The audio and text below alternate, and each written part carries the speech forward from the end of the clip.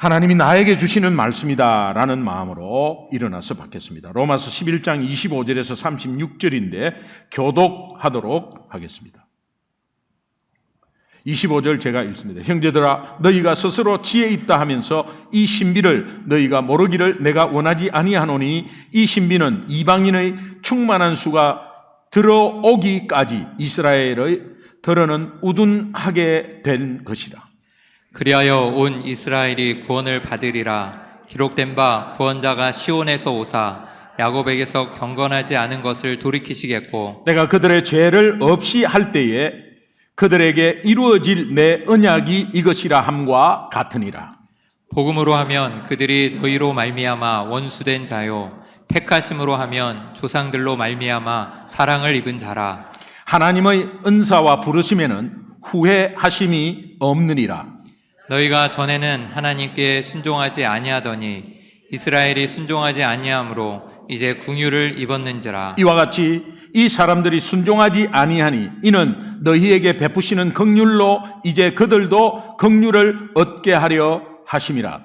하나님이 모든 사람을 순종하지 아니하는 가운데 가두어 두심은 모든 사람에게 긍휼을 베풀려 하심이로다. 깊도다 하나님의 지혜와 지식의 풍성함이여 그의 판단은 헤아리지 못할 것이며 그의 길은 찾지 못할 것이로다.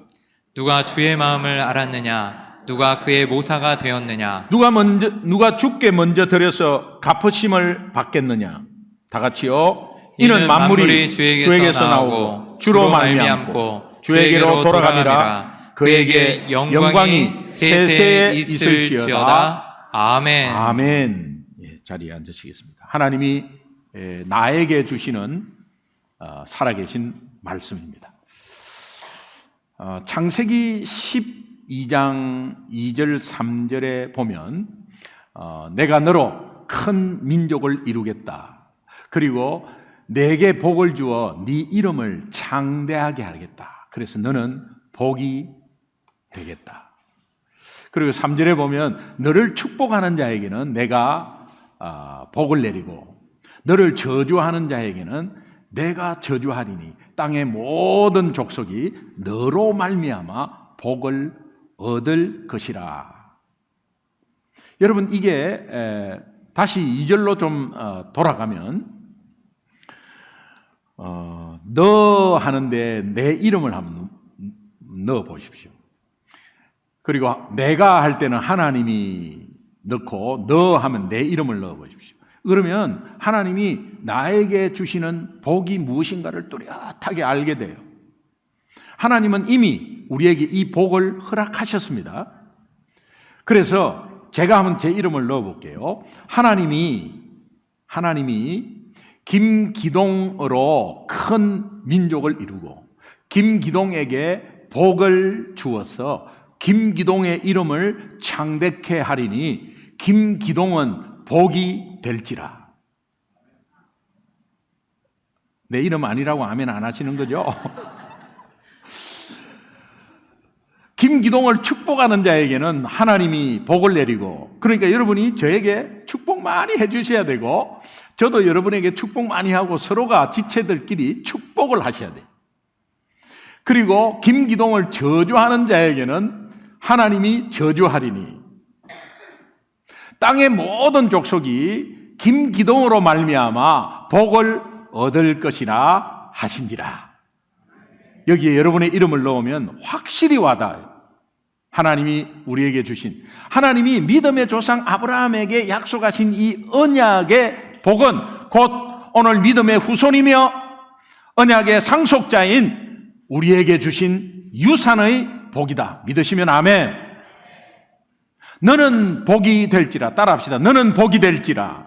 너는 복이 될지라. 땅의 모든 족속이 너로 말미암아 복을 얻을 것이라. 네. 제가 한국 방문 기간 동안 일주일 격리가 있었습니다. 일주일 격리 꼼짝도 못하니까. 그리고 사실은 일주일 격리가 없으면 한 주 일찍 또 왔을 텐데 그렇지 못하고 이제 일주일 격리하고 그 다음에 건강 검진 이제 받는 준비하고 그 다음에 100년이 넘은 숭이 감리교회 부흥회 잘 마치고 돌아왔습니다. 제가 격리 끝나고 그 다음 날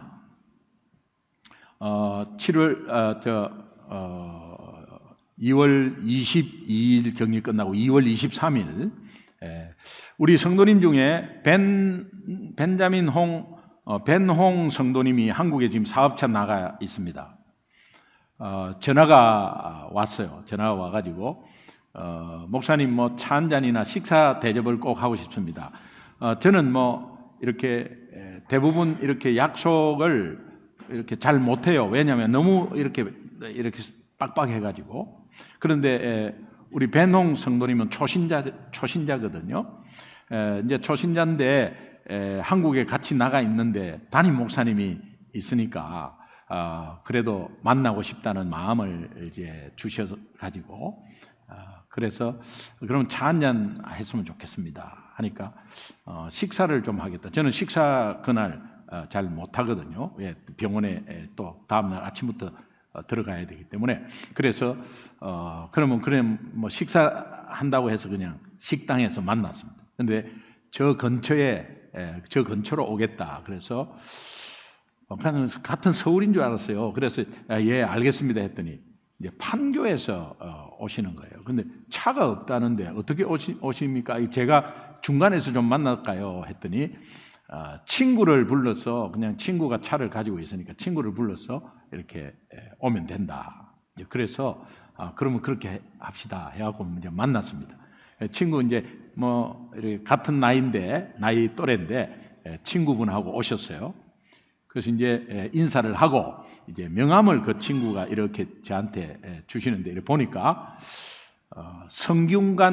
성균관 유교 TV 본부장이에요. 그래서 저는 이제 그런 TV도 있는 줄을 처음 알았어요. 여러분 그 케이블 TV에 있습니다. 요즘 뭐 불교, 유교 뭐 다 있습니다. 그래서 성균관 유교 TV 본부장이에요.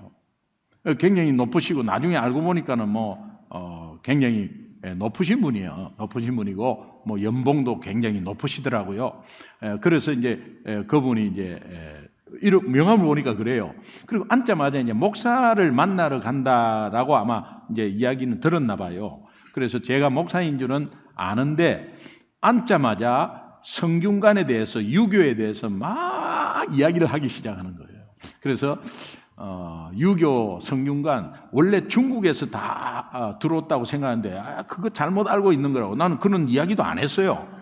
그런데 그거 잘못 알고 있는 이야기라고 하면서 이게 한국 고유의 그리고 뭐 유생들이 한 나라를 위해서 지키고 뭐 이런 걸 쭉 이야기를 해요. 그 저도 뭐 좀 알고 있는 내용이었어요. 그래서 이제 쭉 이야기를 쭉 한 10분 정도를 만나자마자 10분 정도를 막 이렇게, 본인은 아마 목사인데다가 이제 상대방이 목사인데다가 조금 자기의 그 아는 거를 이야기해서 좀 영적으로 좀 이렇게 아무 찍소리 못하게 하려고 하는 그런 마음이 있었지 않나 이런 생각을 합니다. 그래서 제가 이렇게 가만히 듣고 나서 질문을 하나 드렸어요. 다 이제 말씀을 다 하셨길래 어떻게 하다가 그 성균관 유교에 들어가게 됐어요? 내가 그렇게 물어봤습니다. 어떻게 하다가 그쪽에 들어가게 됐어요? 그래 물어봤더니 뭐 집안 배경을 한번 알고 싶고 또 어떤 배경을 알고 싶어서 이제 질문했습니다. 그러니까 이분이 깜짝 놀라면서 사실은 저 안수 집사예요 이러는 거예요. 근데 먼저 안수 집사가 유교야. 그래서 이거 무슨 사연이 있다는 생각이 딱 들었어요. 그래서 사실은 안수 집사예요. 그런데요, 모태신앙입니다. 그런데요, 아내가 권사입니다. 장인이 목사님입니다. 그런데요, 장인 아내가 50대 초반에 일찍 권사, 믿음이 너무 좋았대요. 일찍 권사 되고 이제 50대 초반에 암이 와가지고 3년 투병하다가 소천하신 거예요. 그런데 자기는 정말 죽을 힘 다해서 기도했다는 거예요. 그리고 딸은 없고 아들 딱 한 명 있는데 아들이 그냥 엄마를 위해서 살려달라고 기도했대. 그리고 교회는 큰 교회였는데 교회는 엄마 그 권사님 살려달라고 기도했대요. 그래서 3년 투병하고 하나님이 불러가셨다는 거예요. 그때 아들하고 손을 잡고 맹세했다는 거예요. 어떻게? 하나님 없다. 니도 그렇게 생각하지? 아빠 나도 그렇게 생각한다. 그래, 그러면은 이제 우리 헛짓했다. 지금부터 헛짓하지 말자. 이분이 최고의 학벌을 나오고 중앙일보 기자 굉장히 기자 날릴 때 그 이야기를 하니까 그 이름을 보니까 내가 알겠더라고요. 유명하신 분이에요. 예, 아주 막 휘어잡았던 분이에요. 그때 하나님 떠나 있었을 때. 하나님을 떠나가지고 한참 있었어요, 이분이. 그래가지고, 뭔가 쫙 왔어요. 아니, 지금 나는 벤홍 성도님 잠깐 만나려고 했는데, 이 벤홍 성도님을 통해서 지금 이분을 만났단 말이에요. 제가 하나님 너무 사랑하시는 것 같습니다. 기도도 많이 쌓여있고, 하나님이 많이 기다리고 계시는데, 저는, 옛날에 그렇게 했는데, 자기는 믿음이 좋았대요. 그런데 그런 상황 보면서 이제 아예, 그래서 제가 그 뒤에는 기독교인을 만나든지 목사를 만나면 하나님 없는 것에 대해서 막 그냥 하다 보니까 자기가 유교 쪽으로 관심을 가지고 그래 이쪽으로 오게 됐다고. 제가 한번 이제 여쭤봤습니다. 권사님이 만약에 살아계시면 지금 집사님이 이런 모습을 싫어하겠어요? 좋아하겠어요? 그 사람이 살아있으면 분명히 싫어했을 거라고. 싫어하는 것에 왜 이렇게 그 사람은 이미 이 땅에 없잖아요. 그 천국 가신 거 혹시 믿으세요? 하니까 천국이 뭐고 저는 하나님 자체가 없다니까요. 이제 제가 하나 더 물었습니다. 왜 잘 믿다가 안수 집사님이었잖아요. 잘 믿다가 왜 하나님을 떠난 이유가 뭐냐고. 그 이유를 아세요? 제가 말씀드렸잖아요. 지금 아내가 암에 걸려가지고 이런데 저는 그것 때문에 낫게 해주지도 않았고 3년간을 하루 이틀도 아니고 3년간을 자기는 정성을 다해서 정말 하나님께 매달렸대. 우리 마누라 좀 살려달라고. 그랬는데도 그냥 데리고 가냐. 근데 하나님 없어요. 하나님. 목사님도 정신 차리세요. 제보고. 그러니까 없어요. 다 헛것이에요. 다 그냥 종교 잡고 이렇게 있는 거라고. 제가 왜 떠났는지 가르쳐 드릴까요? 그랬어요. 그랬더니 알고 있는데 뭘 가르쳐. 그거는 팩트인데 눈에 보이는 팩트인데 원인은 따로 있어요. 하니까 네?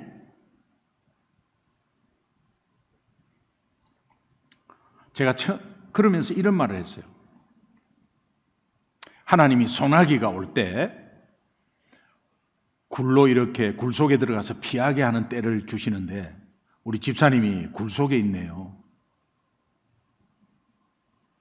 소나기 그쳤는데 나와야죠. 그리고 하나님이 나오기를 기다리고 계세요.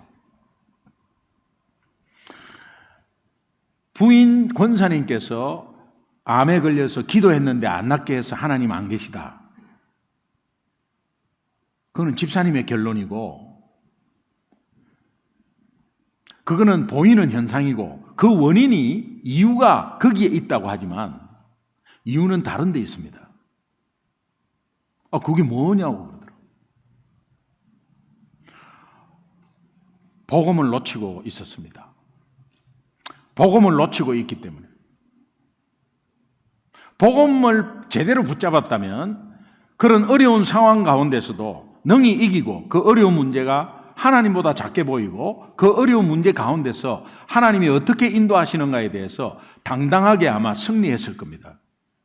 그래서 지금 승리했다면 지금 이 자리가 아니고 굉장히 하나님이 높이 들어 세워주는 그런 자리로 인도했을 겁니다. 그러나 하나님은 집사님을 사랑하셔서 지금까지 기도가 다 쌓여 있고 그 기도도 기도지만은 하나님이 집사님을 돌아오기를 원하시는데 거기에 시험에 빠져 있는 그 기간 동안에 하나님께서 성경관 6.25 TV의 굴 속에 들어가게 하신 거라고. 근데 그 들어가게 하신 것에 이제는 비가 그치면 나오셔야 되는데 나올 때가 된 것 같다고. 오늘 집사님과 저와의 만남은 절대 우연이 아닙니다. 이 친구분 라이드 해준다고 오늘 이렇게 왔는데 그것은 하나님의 인도였습니다. 복음을 제가 말씀드릴게요. 복음을 잊어버렸다고 복음을 놓친다는데 복음이 뭐예요? 이러는 거예요. 그래서 제가 말씀드릴게요. 그러면서 이제 하나님, 인간, 예수님, 믿음 너무도 간단하게 말했습니다. 하나님은 우리 집사님 사랑하시고 그 사랑은 변함이 없습니다. 지금도 계속되고 있습니다. 그러나 하나님은 공의로우신 분이기에 우리의 죄는 미워하는데 어떠한 죄도 절대 용서하지 못합니다. 집사님과 저 다 죄인이고 우리 그 죄를 우리 힘으로 우리 스스로 절대 해결 못합니다. 그대로 놔두면 영원히 죽는다고 하는데 이 상황을 너무도 잘 아는 하나님이 이 땅에 예수님을 보내주셔서 그 예수님이 참 인간으로 참 하나님으로 오셔서 우리가 절대로 해결하지 못하는 죄 문제를 십자가에서 단번에 우리 대신 목숨 대신 바치심으로 우리 죄를 완전히 해결하셨고 그분은 3일 만에 부활하셨습니다. 이 사실을 내 마음에 믿고 입으로 시인하면 하나님의 자녀된 권세를 준다고 하셨는데 자, 하나님 자녀된 권세, 하나님 자녀된 권세 영접하기를 원하십니까? 하니까 처음에는 하나님 앞에 돌아가기가 두렵습니다. 그러더라고요. 왜 두려워요? 하니까 자기가 믿다가 하나님을 떠나서 버팅기고 이렇게 막 하다가 하나님 앞에 돌아가서 벌 받은 사람을 엄청 많이 봤대. 그래서 자기도 가면 벌써 하나님이 너 그때 왜 그래서 하는 마음으로 아주 그냥 벌 주고 한 방에 갈 것 같아서 못 간다는 거예요. 자, 아들 한 분 계신다고 그랬죠. 그 아들이 망나니처럼 아빠 말도 안 듣고 막 그냥 마음대로 하다가 내 아들 아니다고 딱 선포하고 부모는 아예 그래도 법적으로 아들인데 그러나 그 아들이 어느 날 갑자기 아버지를 찾아와서 아버지 지금까지 한 거 제가 잘못했습니다 하고 아버지 앞에 무릎 꿇고 아버지 잘못을 빌었을 때 아버지는 그래 너 잘 왔다 너 하면 그러면서 계속 아이한테 그렇게 무섭게 대할 거냐고. 아무리 잘못한 자식이라도 무릎 꿇고 잘못했다 하면 부모는 다 용서하는 거라고. 아들한테 만약에 그렇게 하면 어떻게 하시겠어요? 그거 용서하죠. 하나님 아버지는 그러신 분이라. 두려워하는 이 두려움이 복음을 놓치고 있기 때문에 그렇다고. 오늘 제가 말씀드린 이 상황이 복음인데 그러나 모든 우리의 두려움과 염려 걱정은 십자가에서 단 한 번의 제사로서 끝내버렸습니다. 그리고 우리가 그것을 믿음으로 인해서 우리는 당당하게 하나님 앞에 나아갈 수 있고 또 내가 육신적으로 연약하게 살기 때문에 이 육신의 죄된 몸으로 살기 때문에 죄 지을 수밖에 없지만 그것을 회개함으로 하나님이 용서하시고 계속 하나님 앞으로 다가올 수 있는 길을 열어주셨는데 왜 거기에 두려워하고 계세요? 제 손을 한번 잡아보세요. 그랬어요. 그러니까 제 손을 잡아요. 제 손을 꼭 한번 쥐어보세요. 제 손을 꼭 쥐었어요. 하나님이 내 마음에 이렇게 말씀하시는 것 같아요. 너무 오래 밖에 있었다. 내가 그동안 기다렸다. 이제 들어올 때다. 내가 너를 기다리고 있었다. 그러니까 제 손을 더 꽉 잡아요. 제 기도 한번 따라 하시죠. 하나님 아버지, 하나님 아버지. 저는 죄인입니다. 저는 죄인입니다 하는데 막 통곡을 하는데 그 식당에서요.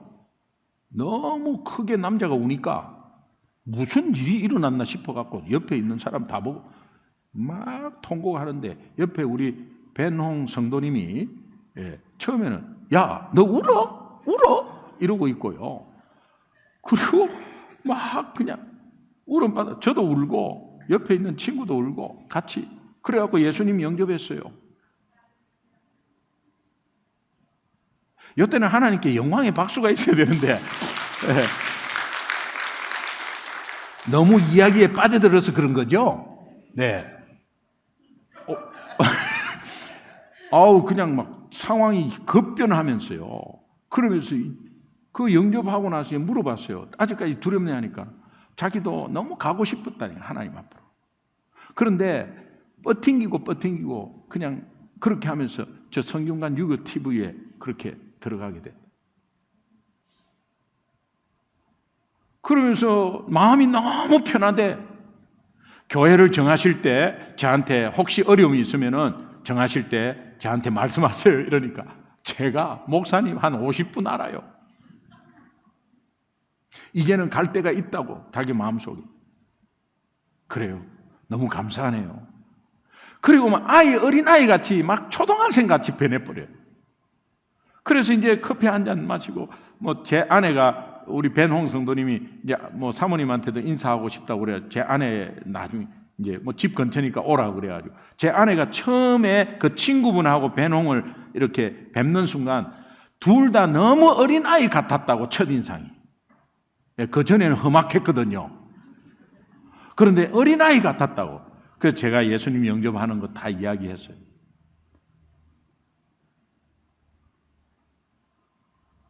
이명박 대통령 때 많이 해먹을 수 있었대. 그런데 큰 거를 해먹으려면 마음속에 하나님을 떠나 있을 때입니다. 마음속에 이런 마음이 들었대. 이거는 아니지. 성령께서 주시는 마음이죠. 붙잡고 있었던 거예요. 다른 사람 다 감옥에 갔는데 자기 혼자 안 갔대. 그리고 헤어졌어요. 그리고 이제 빠이 하고 저도 이제 좀 있다가 미국 들어간다 그러고 빠이 했어요. 이틀 뒤에 전화가 와서 벤홍 성도님한테 어쩐 일이십니까? 예, 많이 바쁘시죠? 하니까 목사님 너무 가슴이 뛰어갖고 전화했다는 거예요. 왜 전화했습니까? 이 친구가 그냥 성균관 유교 TV 사표 냈네요. 그래서 제가 인간적인 걱정이 탁 드는 거야. 예, 굉장히 많은 연봉을 받고 계신데 사표 내면은 그럼 어떡하나라는 생각이 들어서 그러면 어떡해요? 정말 기쁜 소식, 할렐루야 소식인데 이 친구 괜찮습니다. 먹고 살릴 거 있습니다 하면서.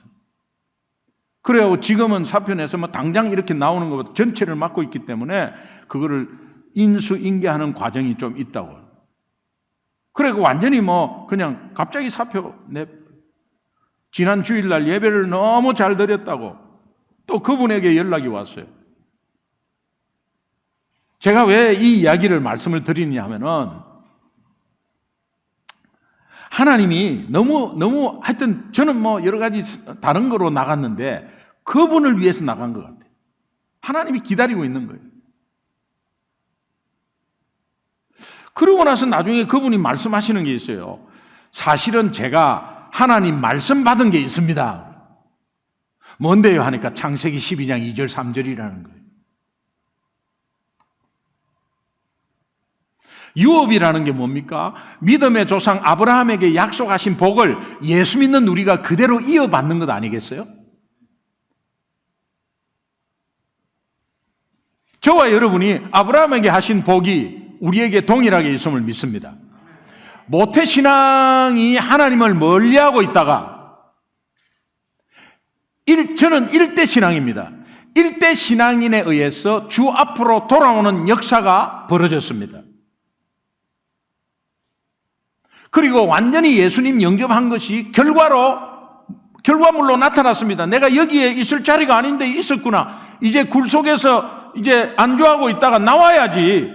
그래서 나오게 된 겁니다. 또 하나의 유익은 영접하는 현장을 보고 변화되는 것이 어떤 모습인가? 옆에 있는 우리 벤홍 초신자입니다. 그분이 충격 그 자체로 그냥 보고 있으면서 하나님의 살아계심에 대한 믿음이 더 확고해졌습니다. 나중에 벤홍 돌아오시면 약간 사람이 이상해서 돌아오실 거예요. 우리는 선입견을 가지고 있지 맙시다. 다시 한 번 더 여러분 같이 부탁드리고요. 자, 우리가 오늘 이 교회에 어떤 분이 와도 사람을 판단하지 말아요. 과거에 그 사람이 어떤 과거를 저질러서 그 과거에 대한 이야기하면 뭐합니까? 여러분 과거, 우리 과거, 제 과거 다 있습니다. 그 과거, 그러면 사람이 선입견으로 보게 되고, 그런데 하나님의 역사는 교회를 통해서 변화시킵니다. 복음을 통해서 일으키십니다. 믿으시면 아멘. 자기는 교회에 3개월 이상 가본 적도 없고 교회를 10번 이상 옮기고 자기는 죄인 중에 죄인이고 나쁜 짓 많이 했대요. 그런데 소중한 교회에 와서 너무도 사랑을 받고 그러면서 이 교회에 가장 오래 다녔대요.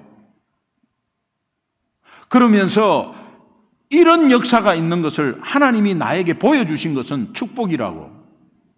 그러면서 이제는 하나님의 살아계심을 완전히 믿고 제 삶도 변화의 모습으로 달려가겠습니다. 목사님 기대해 주셔도 좋습니다.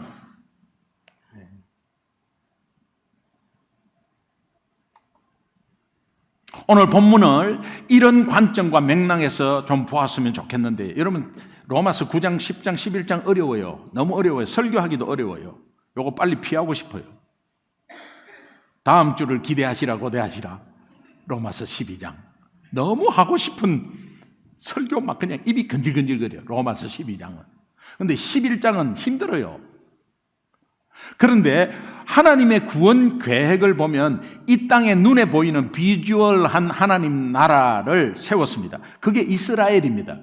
이스라엘을 세워서 그 이스라엘을 통해서 이방인들을 구원하는 것이 하나님의 원래 계획이었어요.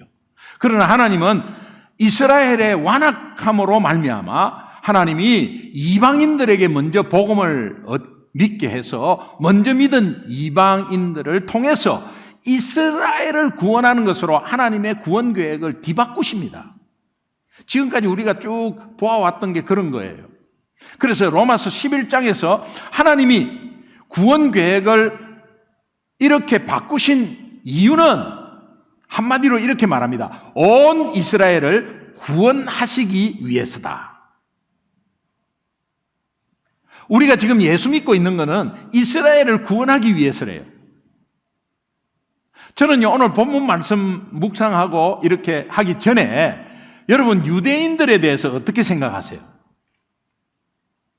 유대인들에 대해서 저는 유대인도 전도해 봤어요. 안 돼요. 전도 안 돼요. 유대인에 대해서 전도해 봤어요.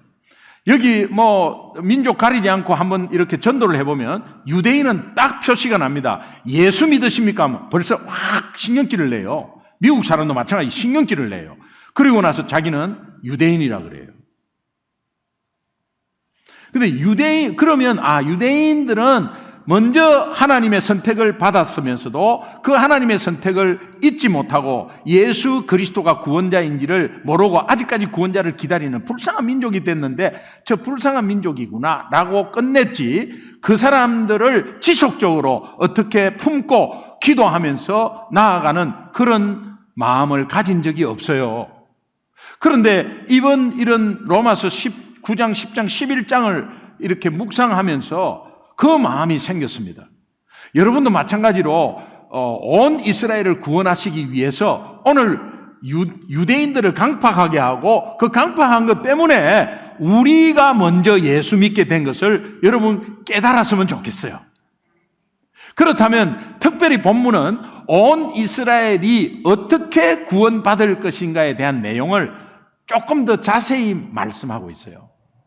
25절, 26절, 27절 천천히 한 절씩 한번 읽겠습니다. 25절부터 먼저 읽습니다. 시작. 형제들아 너희가 스스로 지혜 있다 하면서 이 신비를 너희가 모르기를 내가 원하지 아니하노니 이 신비는 이방인의 충만한 수가 들어오기까지 이스라엘의 덜어는 우둔하게 된 것이라. 이 신비는 온 이스라엘이 예수 믿는 것인데요. 이방인의 충만한 수 하는 것은 이방인들이 예수 믿는 수가 많이 있을 때까지 이스라엘의 덜어는 우둔하게 된 것이다. 26절 함께 읽겠습니다. 26절 시작. 그리하여 온 이스라엘이 구원을 받으리라. 기록된 바 구원자가 시온에서 오사 야곱에게서 경건하지 않은 것을 돌이키시겠고 자, 온 이스라엘이 구원을 받으리라 하면서 약속을 했는데 구약에서 약속한 그 구원자가 시온에서 온다. 그 구원자 때문에 야곱에게서 경건하지 않은 것, 다시 말하면 그 후손들, 그 많은 사람들의 죄악 가운데에서 그 죄악을 돌이키겠고 그 죄악을 해결을 해서 다 돌이키게 하겠고, 오늘 우리는 예수 믿을 때 우리의 죄를 회개했습니다. 다 돌이키겠고, 돌이키는 결과는 뭐냐? 27절 함께 읽습니다. 시작. 내가 그들의 죄를 없이 할 때에 그들에게 이루어질 내 언약이 이것이라 함과 같으니라. 그러면 하나님은 그들의 죄를 없이 할 때에, 그들의 죄를 사하여 주셨을 때에 그들에게 이루어질 새 언약, 그들이 하나님 앞으로 온 이스라엘이 돌아오는 그 약속이 이것이라 함과 같으니라. 여기에 26절을 좀 더 구체적으로 보면 26절에 첫 번째 온 이스라엘이라는 말이 나와요. 여러분, 이 말은 우선 전제할 것이 있는데, 유대인들이 이스라엘이라는 역사적, 민족적 배경을 갖고 있다고 해서 그들이 자동으로 구원받는 것은 아님을 전제합니다. 다시 말하면 모태신앙이라고 해서 구원받는 게 아니다. 구원은 육정으로나 혈통으로나 사람의 뜻으로 나는 것이 아니기 때문에, 그러니까 이스라엘이라고 해서 무조건 구원받는 거 선택받는 게 아니다. 현재 여러분 이스라엘을 좀 구분하세요. 현재 이스라엘 국가 이름 있죠. 이거는 정치적인 국가 이름이지 성경에 나오는 이스라엘 개념과는 다릅니다. 헷갈리지 마십시오. 그건 다릅니다. 본문에 나오는 온 이스라엘의 의미는 남은 자, 다시 말하면 택함을 입은 자, 그리고 나머지 사람을 말합니다. 다시 말하면 유대인들이에요. 유대인들이에요. 본문에서의 놀라운 선언이 있습니다. 그 선언은 이스라엘은 끝까지 완악한 마음을 품지는 않을 것이다. 결국 온 이스라엘이 구원을 받게 될 것이다. 이 의미를 한번 적용해 보세요. 내 가족 중에 예수 안 믿는 사람 있죠? 내 아는 사람 중에 예수 안 믿는 사람 결국은 돌아오게 돼 있습니다. 그거 믿으십니까? 아멘. 그 믿음이 있어야 돼요. 하나님의 말, 우리가 돈키호테입니까? 하나님의 말씀으로 그렇게 선언하고 있어요. 저 사람은 안 돼. 그건 우리 생각이지. 우리가 해보니까 안 되잖아요. 그건 우리 생각이지. 그러나 끝까지 완악한 마음을 품지는 않는다. 온 이스라엘이 구원을 받게 될 것이다. 선언하지 않습니까? 그렇다면 온 이스라엘이 구원을 받으리라는 이 말의 의미는 무엇일까? 어떤 의미의 선언일까? 이것은 구약의 이사야서, 예레미야서 다 나오는데 거기에 인용한 구절의 핵심은 이렇습니다. 그들의 죄를 없이 할 시온에서 오는 구원자. 그들이 온 이스라엘이 왜 구원을 받을 것인가? 그들의 죄를 없이 할 시온에서 오는 구원자가 있기 때문에, 그 구원자 때문에 온 이스라엘은 구원을 받을 것이라고 선언합니다. 그 구원자가 바로 누구예요? 예수 그리스도입니다. 바울은 때가 되면 온 이스라엘이 예수 그리스도를 통해서 구원받을 것이라고 말씀합니다. 그렇기 때문에 복음을 받은 이방인들은 유대인을 향해서 지속적으로 복음을 전해야 되고, 유대인들을 향해서 태신자로 품고 유대인들을 향해서 언젠가는 돌아올 것이라는 그 마음으로 복음을 계속 전해야 된다는 강한 의지로 외치고 있는 구절이에요. 복음을 받은 저와 여러분은 이제 복음을 지속적으로 전하라는 그 강한 말씀이 오늘 우리 본문의 말씀을 통해서 우리에게 주시는 거예요. 그런데 여러분, 유대인에 대해서도 한번 이제는 생각을 좀 달리 해야 돼요. 그 다음에 26절의 두 번째는 구원자가 시온에서 오사라는 말이 있습니다. 구원자가 시온에서 오사, 이것은 이사야서 59장 20절을 인용한 말씀인데요. 구속자가 시온에 임하사라는 그 원어를 보면 예수님의 재림을 말합니다.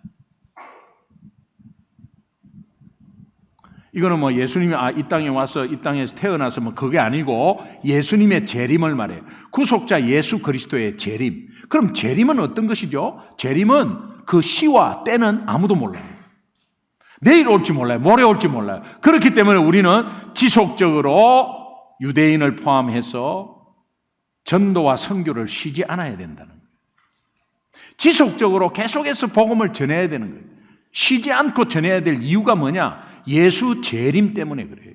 예수 재림은 그 시와 때가 누군지 언젠지 모르기 때문에. 그러므로 전도와 선교를 쉬지 않기 위해서는 이제부터 우리가 꼭 기억해야 될 것이 몇 가지가 있어요. 여러분, 이것이 이제 굉장히 중요한데, 첫 번째, 나는 하나님의 긍휼을 입은 자이다. 잊지 않아야 돼요. 따라합시다. 나는 하나님의 긍휼을 입은 자입니다. 하나님의 긍휼을 입은 자이다. 여러분이 똑똑해서 아니에요. 여러분 공로 하나도 없어요. 오늘 이 자리에 앉아있고 우리가 구원받은 하나님의 자녀는 하나님의 전적인 긍휼을 입은 자입니다. 아멘. 이것을 깨달으면 여러분 겸손이 따로 있습니까? 교만하지 않습니다. 사람을 판단하지 않습니다. 사람의 과거 일을 이야기하지 않습니다. 내 과거를 보세요. 여러분 저의 과거 이야기하면 여러분 깜짝 놀래 자빠질걸요. 한번 이야기해 볼까요?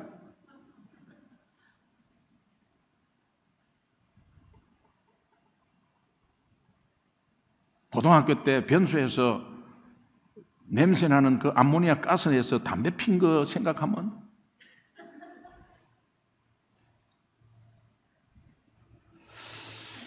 로마서 11장 30절 우리 큰 소리로 한번 읽겠습니다. 같이 시작.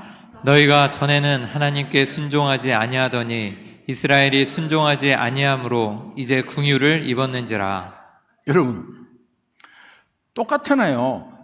저와 여러분은 전에는 하나님께 순종하지 않았잖아요. 뭐 지금도 안 하고 있지만은 순종하지 아니했다. 그 말은 이제 불순종의 자녀에서 순종의 자녀로 바뀌었다.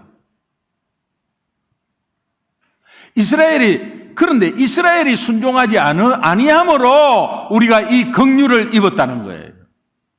이스라엘이 순종하지 아니함으로 우리에게 그 복음이 왔다는 거예요. 저에게 적용해 볼까요? 원래 저는 하나님께 불순종한 마귀의 자녀였습니다. 복음을 거부하고 그리스도인을 핍박하고 교회를 욕하고 하늘을 보면서 삿대질을 하면서 하나님을 욕한 사람입니다. 복음이 이런 저 같은 사람에게까지 전해져서 지금 여기 이곳에 하나님의 자녀로 그리스도인으로 특별히 소중한 교회 여러분 담임 목사로 여기에 서 있습니다. 놀랍지 않습니까? 그래서 저는 하나님의 긍휼을 입은 자입니다. 이것을 기억하기를 원합니다. 따라합시다. 나는 하나님의 긍휼을 입은 자입니다. 하나님의 긍휼을 입은 자입니다. 무엇을 하더라도 무슨 일이 잘 되더라도 아니 좀 못 되더라도 염려 근심 두려움이 있더라도 여러분은 하나님의 긍휼을 입은 자임을 잊지 마시기 바랍니다. 아멘. 두 번째 우리가 기억해야 될 것, 나를 통해 이스라엘도 긍휼을 입게 될 것이라는 거예요. 31절 한번 읽어볼까요? 네, 시작. 이와 같이 이 사람들이 순종하지 아니하니 이는 너희에게 베푸시는 긍휼로 이제 그들도 긍휼을 얻게 하려 하심이라. 이 사람들이 순종하지 아니하니 이스라엘 사람들 이는 너희에게 베푸시는 긍휼로, 그 사람들이 순종하지 않았기 때문에 이스라엘의 불순종으로 인해서 나에게 온 복음이다.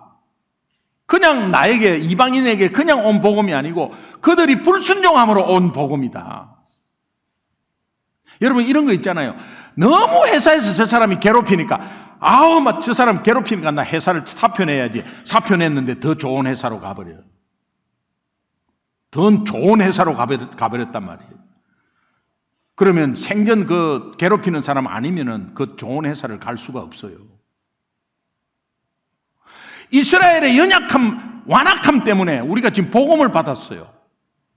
이제 그들도 이스라엘입니다. 그들도 하나님을 떠난 그들도 긍휼을 얻게 하려 하심이라고 말씀하지 않습니까?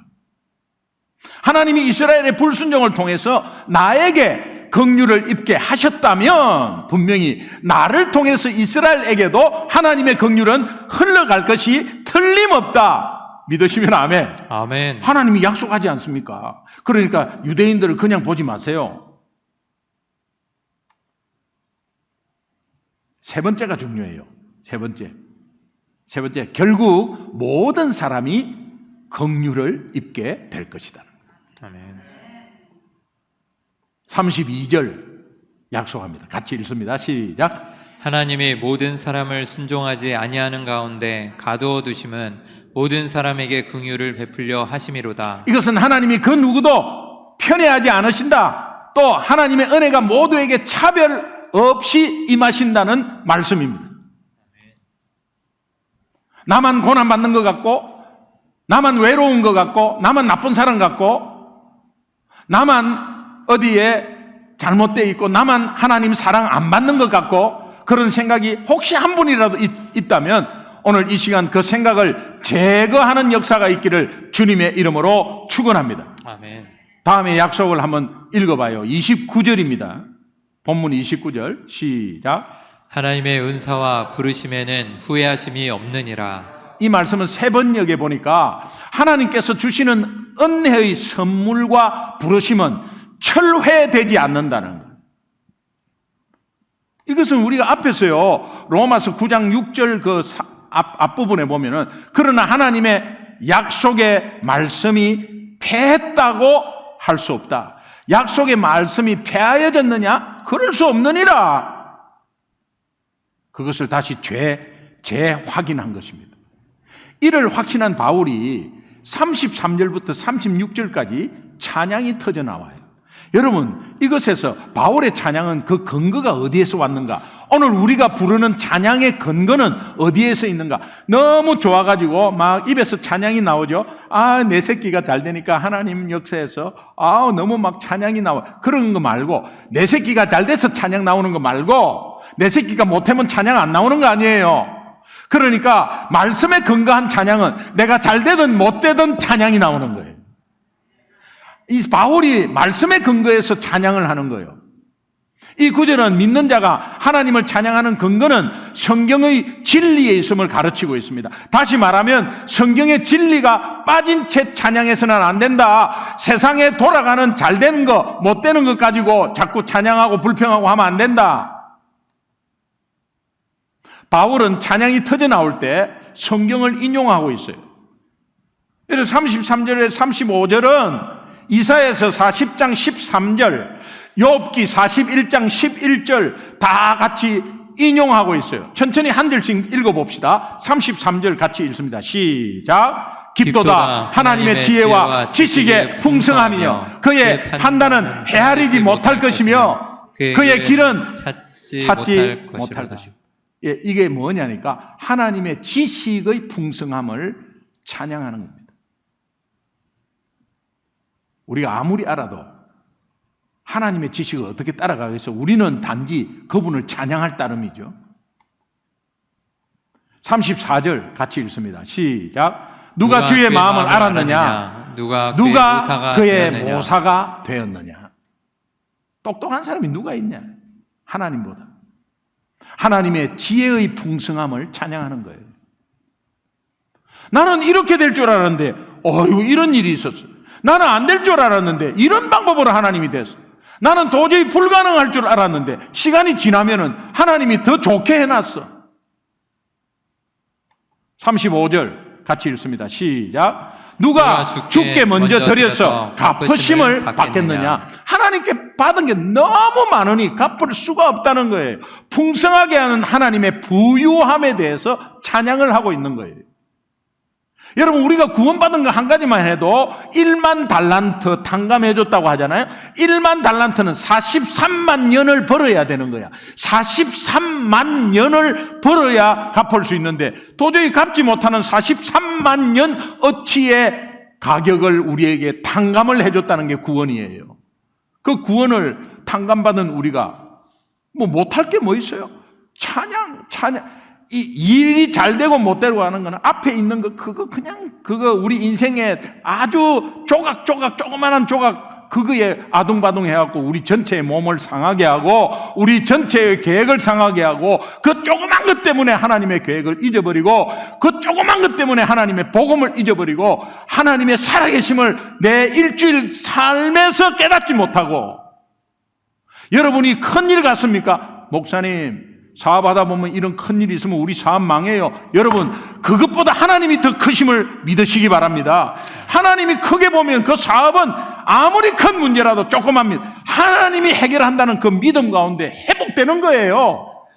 예, 그거 안 되면 안 되는 거, 안 되면 할 수 없습니다. 그렇게 하는 게 아니고 그 안 되면 더 좋은 것을 주세요. 네 그것을 계속하면 암에 걸려. 그래서 네 죽어 하면요 하나님이 바꾸는 겁니다. 무슨 수를 하더라도 바꾸는 거예요. 그러나 무슨 수를 하더라도 우리는 끝까지 그걸 하려고 그래.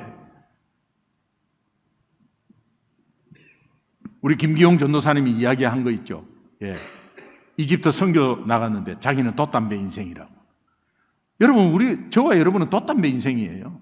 성령의 바람 따라 움직이는 거지 뭐. 결론적으로 맺는 말씀 하나님께 이 바울이 마지막으로 결론으로 맺는 말씀이 오늘 우리가 이 로마서 11장까지 하고 나서 결론적으로 고백하는 말씀이 되겠습니다. 36절 우리 천천히 같이 읽겠습니다. 시작. 이는 만물이 주에게서 나오고 주로 말미암고 주에게로 돌아가니라. 그에게 영광이 세세에 있을지어다. 아멘. 이스라엘과 모든 민족의 회복은 땅에 관한 것이 아니고 영혼 구원에 관한 것이. 우리의 회복은 뭐 돈 잘 벌고 집 잘 벌고 내 회사가 완전히 잘 돼서 일어서고 하는 게 아니라 영혼 구원에 관련된 거예요. 영혼 구원 하기 위해서 그 일을 하나님께서 해주시고 그 돈을 많이 벌게 해주시고 우리의 건강을 지키게 해주시고 오늘 이 순간까지 오게 해주신 것은 영혼 구원하기 위함입니다. 하나님이 아브라함에게 하신 언약의 복은 바로 영혼 구원이에요. 이 영혼 구원의 약속은 예수님에 의해서 십자가에서 이미 성취됐죠. 그러므로 우리는 태신자들이 영혼 구원을 위해서 기도를 포기하지 마세요. 계속해서 기도하면서 하인 예언의 복음을 전하는 여러분 되시길 바랍니다. 아멘. 가족 구원 포기하지 마세요. 11차 우리 사랑 나눔 축제가 40일 남짓 이제 안 남았습니다. 우리는 한 달 전에 1차 태신자를 260명 작정해서 기도하고 있습니다. 이 주부의 간지로 다 나갔죠. 그 간지 어디 있는지 모르죠. 여러분 그거 간지해서 그냥 이름 부르면서 제가 비행기 타고 오면서 거의 지금 갈 때 한 20번 올 때 한 보니까요 거의 태신자가 우리 성도님 같아. 이제는 이름이 익숙해져가지고 하나님이 우리에게 생명 살리는 기회를 주셨어요. 이제 그들을 위해서 계속해서 기도의 끈을 놓지 않고 간절히 기도하면 하나님께서 약속한 대로 이루어 주실 줄로 믿습니다. 저와 여러분이 하나님으로부터 받은 유산의 복은 영혼 구원입니다. 영혼 구원을 할 수 있도록 사업을 잘 되게 하고 영혼 구원을 할 수 있도록 하나님이 생각지도 않은 은혜를 주시고 영혼 구원을 할 수 있도록 오늘 이 시점까지 건강을 허락해 주시는 것입니다. 아멘. 한 주간도 이 은혜가 넘치기를 또 이 은혜의 실천이 한 주간에 꼭 여러분 삶에 적용되도록 그렇게 해서 이 말씀을 다시 한 번 더 여러분 이 11장까지는 좀 어렵거든요. 그러면 우리 홈페이지 들어와서 제 설교 한 번만 더 들어보세요. 여러분 놓친 게 좀 있을 거예요. 함께 들어서 정말 한 주간에 이 말씀 가운데 여러분이 순종만 하는 방향만 잡으면 승리할 줄로 믿습니다. 아멘. 우리 함께 기도하겠습니다. 하나님, 우리가 잠시 한 주간을 살아가면서도 세상 일 때문에, 그 세상 일이 중요합니다. 그러나 그 세상 일 때문에 하나님을 잊어버리는 일은 있지 않으면 좋겠어요. 그 세상 일 때문에 복음을 놓치는 일이 없도록 주님, 우리의 마음을 붙잡아 주옵소서.